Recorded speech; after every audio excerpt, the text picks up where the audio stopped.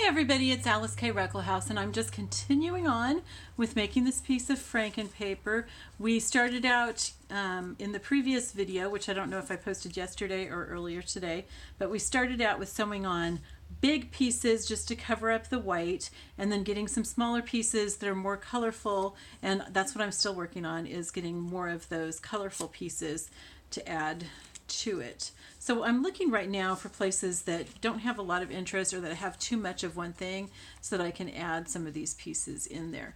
But like this is just a plain pink piece of paper, so it's not real exciting in itself either. It's just going to break things up a little bit, but it's not going to give me a lot of excitement. I'm still going to want to add something more over it too. I'm also looking at this point for pieces of paper that aren't completely sewn down, so I can sew down the edges so that they're not sticking up. Here's one that I can sew all the way down here and then turn and sew this piece. I just kind of get them all at one time. And this one needs me to go along it. Because when I was first putting them on, I was just kind of basting them down in the middle because I wasn't sure what I was going to want to be able to slide under. So now that I'm getting it filled in, I can start sewing around all those edges, because you don't want to leave any edges unsewn. All your edges of your paper need to be sewn down, or you will seriously be sorry, because it'll, you know, catch on things and tear and everything. That's not a good thing. Okay, so I really want to keep that picture free as much as I can. So I'm kind of trying to not cover it up, but I still want to give some more variety here. And I'm not sewing around the edge of the paper yet. I'll do that at the very end when I've got everything all on there and I've inked up the edge. Okay, I'm going to sew this edge down. It was just too wide to fit into the sewing machine right there. Okay, and then since I've got some edges here to sew down, I'm just going to keep going. Just right across that picture so that I could get that edge. Okay, and that's pretty. I like that. That paper is really nice. Maybe here would be good. I'm just kind of haphazardly putting them on. You don't want to think too much as you put these pieces down. You just want to kind of make it random. It's all going to coordinate because your paper is all from one journal. So I was talking in another video that I did earlier about my day today. It's November, let's see, I think it's November 8th as I'm recording this. So Bill was killed almost 4 months ago. It'll be the 14th, will be 4 months. And today was the first time that I really felt like a widow. Not in the bereaved sense, but as, okay, this is who I am kind of thing. It was really weird. But, and it was kind of funny, the thing that made me feel like this. I went to Walmart to get some warm pajamas. I got a flannel nightgown, which I'm wearing right now, because it's really pretty and it's very comfortable. I got a flannel nightgown, and which I never would have worn, you know, while Bill was alive. For one thing, just because he was so warm in bed that it just kept me really heated up. But also, I got an electric blanket because I've been cold, which is really strange for me because I'm so warm-blooded. But you know, it's like I don't have Bill in bed with me anymore, and so I get really cold at night, and I've been waking up and not being able to get back to sleep because I've been so cold. So it was just like this realization that I have to have these things because I'm a widow. A widow. It's not just because he's gone, which would have totally made me cry in the store. It was, this is who I am now. And I felt a little bit like crying, but I didn't cry. I was okay. Okay, feels like my thread is doing something kind of weird. but it seems to be okay. Okay. But one of the things that was kind of funny was that when I was choosing out my nightgown,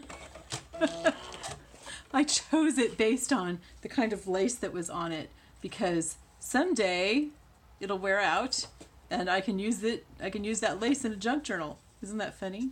I mean, we just get so, this is our life now, is junk journaling. And so everything revolves around it. You know, if I was going to buy clothes, I would probably get something that I could use later in junk journals when it wears out. It's just funny. Really silly. Okay, so I'm just adding little pieces all over. When I finish using up these little pieces that I've got out here, which I'm not going to use all those little blank pink pieces, or this here. So when I finish with these two pieces, we're going to start adding some lace and some fabric scraps. And again, they're scraps from the journal. I don't go and cut pieces for it. They're just little pieces that I had cut off when I was making the journal.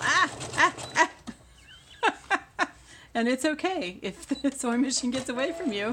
The extra stitching is just more texture. It was just taken off. There we go. Stop. Oh my goodness. Oh, this thing has a mind of its own. Okay. All right, so I think I've got one more piece here that I want to look for a place that just needs to be broken up some. Maybe this right here. That's the same color though, because it's from the same thing. Maybe over here. Yeah, that would be good. In fact, we'll do it partly on that pink that's kind of plain. I don't want to make it parallel to the side. I try to make things go at odd angles so that it really, really looks random. Try to make it look random as much as possible, like it was just thrown down there, and that's the way that it came out. Okay, and then I'm just sewing down my edge of that piece of paper so it doesn't get caught on anything. I still have some edges that need to be sewn down, but some of them I'll be able to get as I'm sewing on lace and stuff. I see one here that's pretty long, so I'm going to go ahead and sew all the way along here and there. Oh yeah, something's going on with my thread. Okay. Oh, goodness. Oh dear. Okay, so it's going to tear it, but that's not the end of the world. I'm going to I can patch it up with a scrap. Oh my goodness. Okay, what's going on there? Let's find out what's going on with the thread. Oh, looks like several pieces coming through. Good grief. Wow. Okay, where's my scissors? This particular spool of thread, I couldn't get to the end of it, and so both the spool and the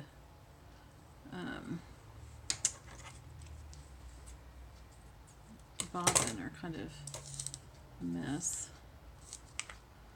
Okay, so see where it tore it right here? Well, that's fine. We'll just patch it with another piece of paper. It's not a problem. Okay. One or the other of you has to end. Let's see here, how about this one?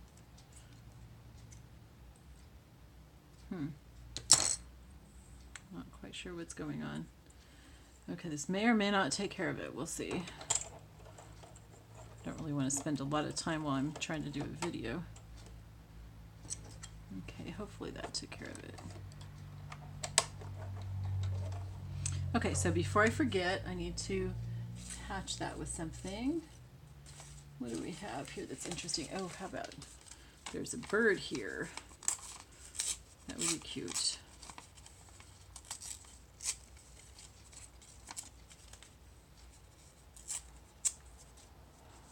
Okay, we can put it right there. That's kind of a place that would be helped by having something different there anyway.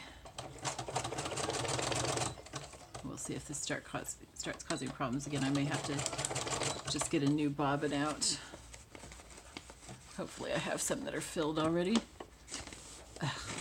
There we go.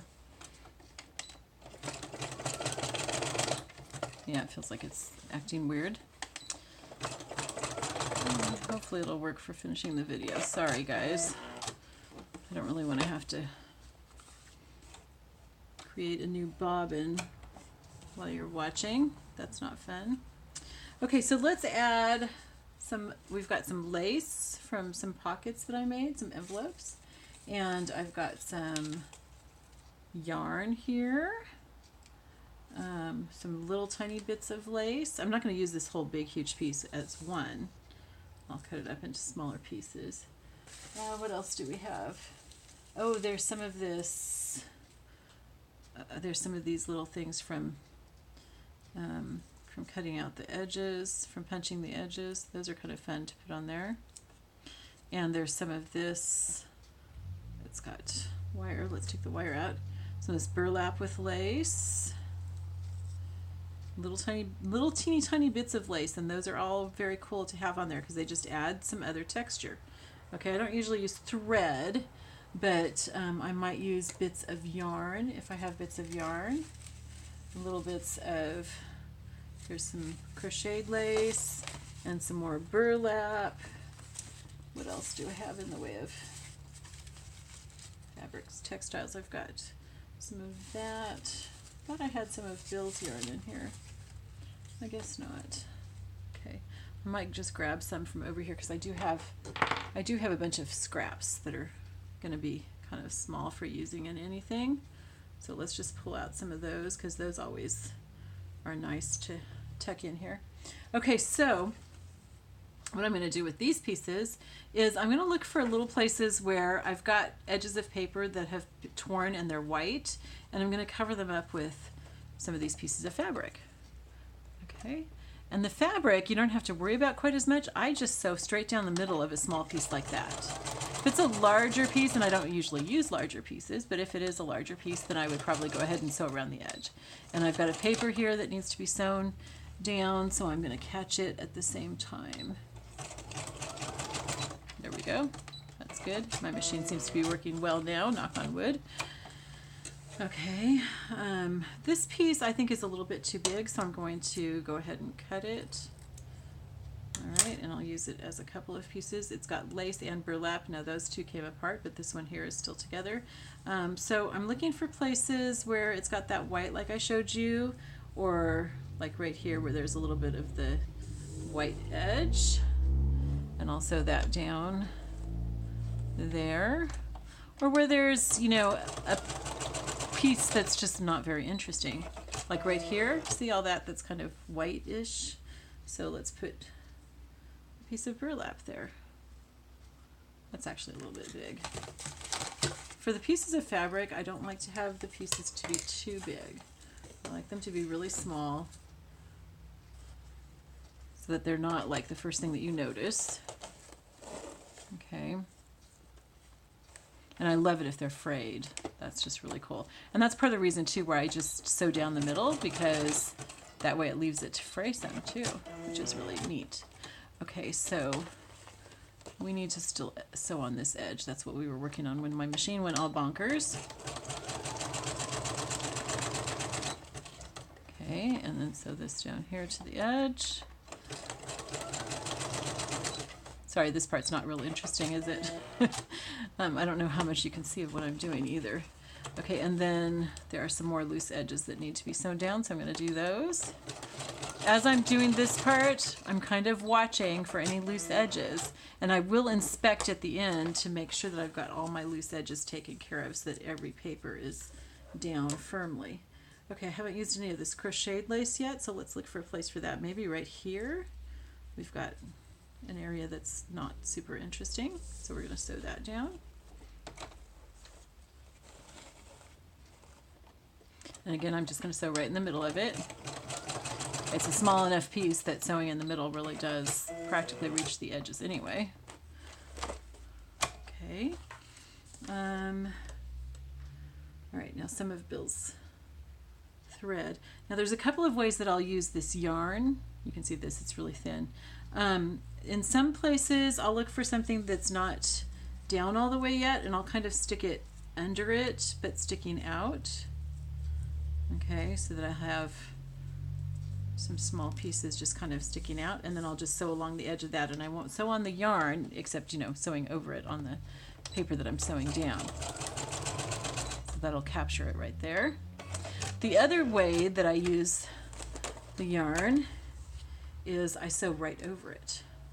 Okay, so I'm going to put this right here, right, and I'm just going to zigzag right along over it. I don't go all the way to the end. I let the end kind of stick out. And, you know, and you don't have to capture every little bit of it. So don't, you know, don't be real worried about that. And you can leave some of the ends sticking out so that it'll be, I'll show you. Okay, so see how I stitched all along here, but I've still got this end sticking out here and this end sticking out there, okay? And I'll do that. I want to make sure that I don't just have it in, you know, like places where it's kind of grouped together. Now that's too big of a piece. I need to cut that up into maybe 4 pieces. But this just adds some more texture to it. Okay. I'm going to sew this one down here. Okay. And I kind of try to make it look like it's kind of randomly all over. I don't want it to be in a pattern or anything. I've got some more of this burlap, so let's put that down someplace. Where do we need some burlap? Oh, right here. And in fact, we need to sew down this edge right here, so let's just do that at the same time.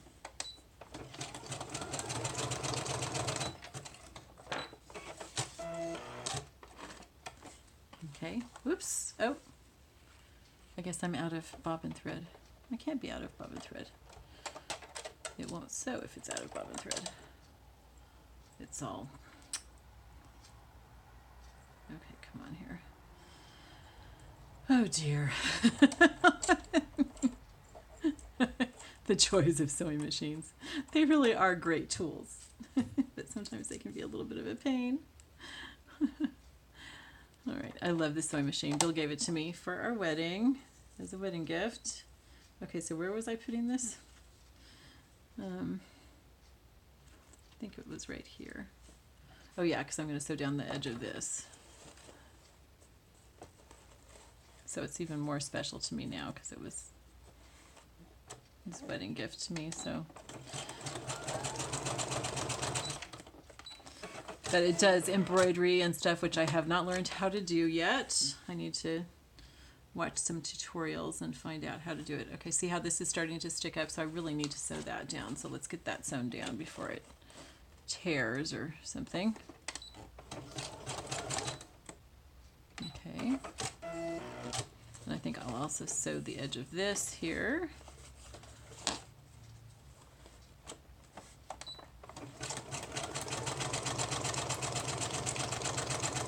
And then out to the edge.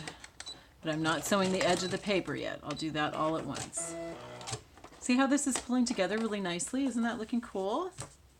And if I don't use it, I'll have it in my shop. I have lots, look at all these scraps are from this one journal.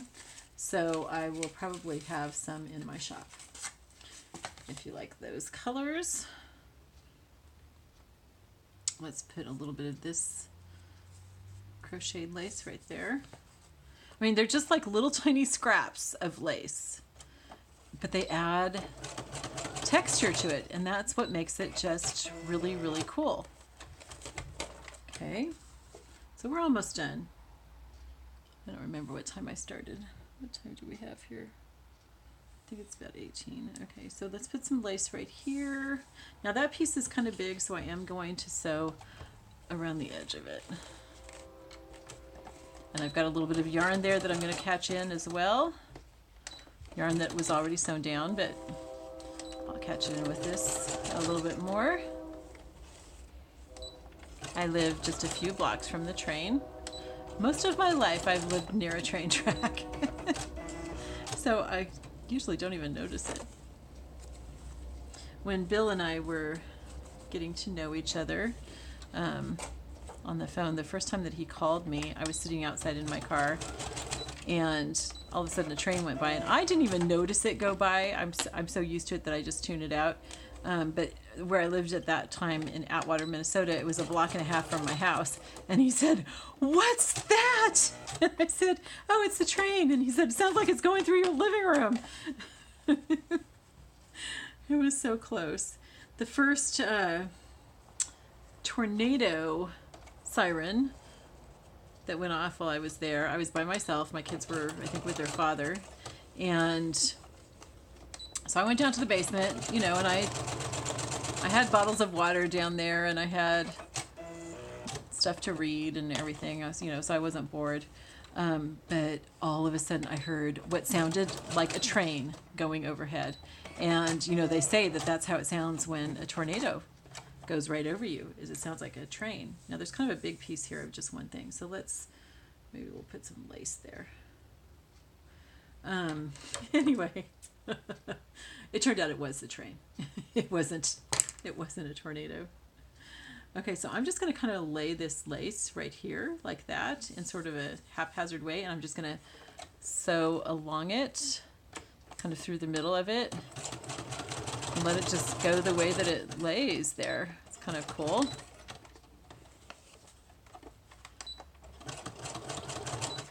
Okay, so I think that's pretty good. I mean, I think that we've got it covered pretty well. Maybe something like along here a little bit.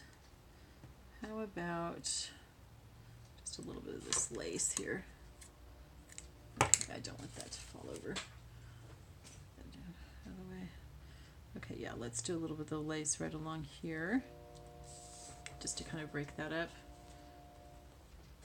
I'm going to sew through that, and then I'm going to sew along the edge. Actually, before I sew along the edge, I want to check and make sure that all the edges of papers are down. So I'm going to look at that really quickly, just kind of inspect it really carefully. Now, I don't care if the fabrics are sticking up, that's fine, but I don't want any paper edges sticking out. There's one right there. So I'm going to sew those down.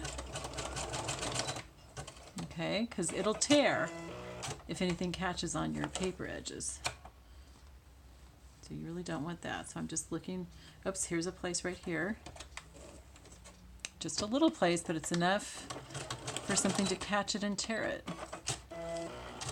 Now, if you cut this up to make it into journaling cards or something, you're going to want to stitch around the edge of your card to hold down all those edges of papers where you've cut them too. Okay?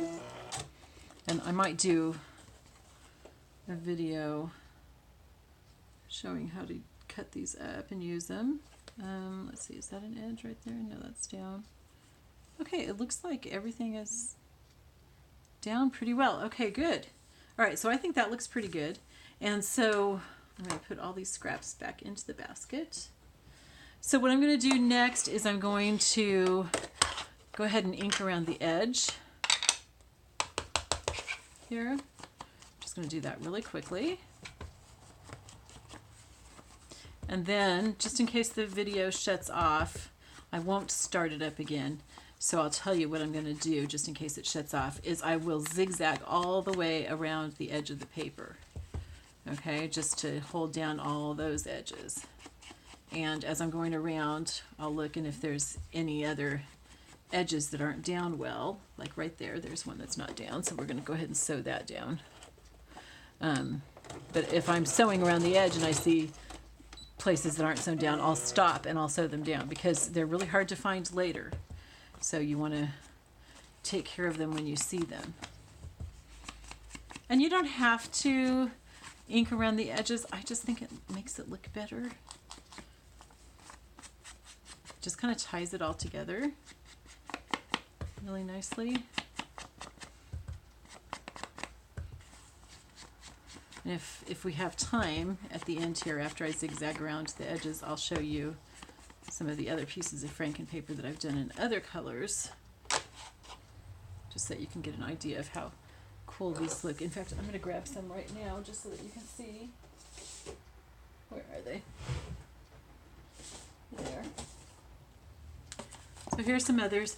This one on top is made from a Chinese takeout menu that was sent to me in the mail. This one is from, oh, I remember this journal, but I can't think what it is. And this one's from that same journal. It's kind of funny, but I can't remember. Okay, here's one that has more of the square pieces. This is one that I've cut up to use for other things, but this is like, I think this was the first piece of Frankenpaper that I made, and all the ones that I had seen were... Okay, here's a pocket that I started making from a piece of Frankenpaper. I don't know why it's in here. And then here are some more colorful pieces from, this was from my mom's journal that I made for her. This was from a journal that I made from my dad with a Revolutionary War theme. Oh, this is also from that. This is from, I'm not sure. Oh, that's really weird because I've done so many journals now that I can't even remember all of them. So, but you can see the variety. You know, you have different color schemes for different journals, and so you end up with different Frankenpaper made from those scraps. So now what I'm going to do is I'm just going to sew all the way around the edge. Okay, I'll stop and sew up any loose edges that I see as I'm going around, but I think that I've got all of them taken care of. I'm just zigzagging all the way around just to get everything sewn down.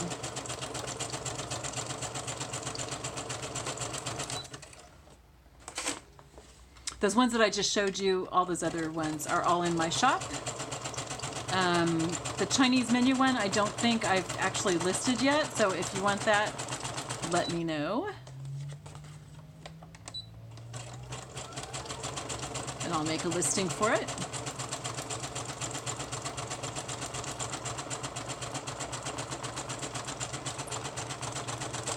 So see how easy this is? It took us about an hour, I think, altogether. And that's with me stopping to show you things. It probably would have taken me a little bit less time if I was doing it without talking. Sometimes it takes me longer though.